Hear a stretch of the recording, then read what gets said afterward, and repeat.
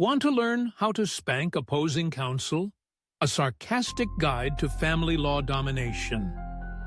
Welcome to the family law battle arena, where the stakes are high, the emotions are higher, and your opposing counsel, well, let's just say they're the self-proclaimed Einstein of the courtroom.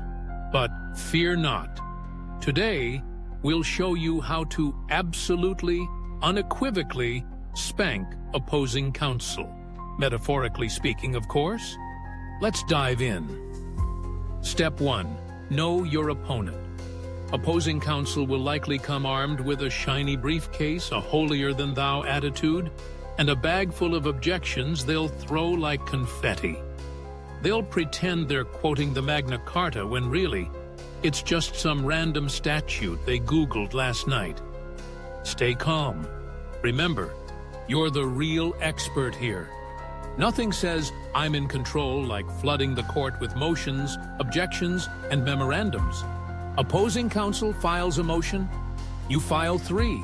They cite case law.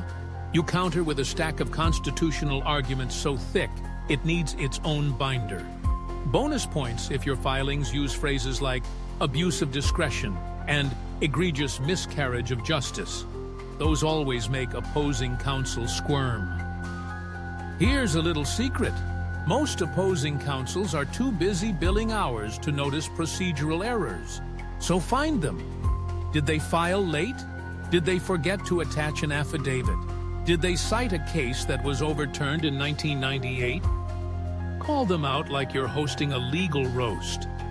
Judges love that. Now it's showtime. Opposing counsel will strut into the courtroom like they own the place. Don't let it faze you. When they make their opening statement, sit back, nod occasionally, and maybe even jot down a few notes. Not because they're making any good points, oh no, but because you're preparing to obliterate their arguments one by one. Here's where you shine. Opposing counsel calls their witness, smile politely, then, during cross-examination, unleash your inner Perry Mason. Ask the tough questions.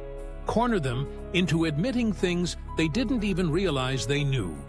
And if opposing counsel objects, respond with, "Your Honor, I'm just seeking the truth here."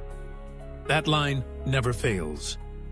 In your closing argument, channel your inner movie lawyer. Use dramatic pauses, poignant metaphors, and maybe even a subtle jab at opposing counsel's inability to argue basic facts. Just don't go too hard. We wouldn't want them crying into their briefcase after court adjourns. Remember, the goal isn't just to win. It's to make opposing counsel wish they'd taken up knitting instead of law.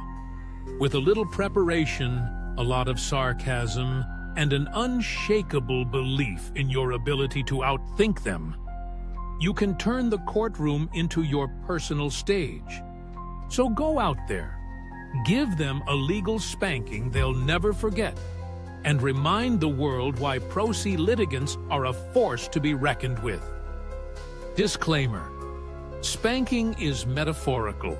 Always be professional in court. Unless you're winning, then have a little fun. Happy litigating, folks!